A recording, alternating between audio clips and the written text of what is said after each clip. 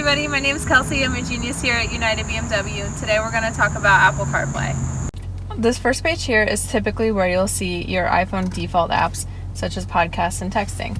With some of them, it'll just pull up exactly where you were before, and then others, like your phone and your messages, it starts with Siri. Who do you want to call?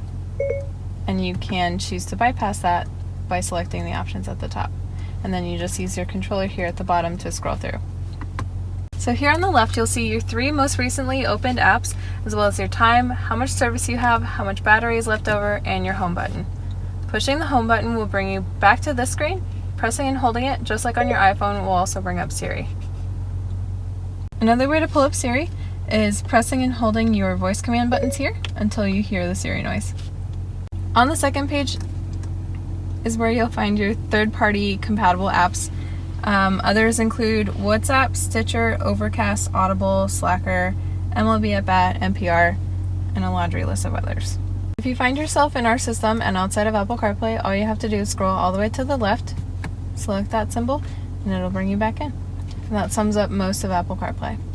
And that's Apple CarPlay. If you guys have any questions, please feel free to stop by or give us a call.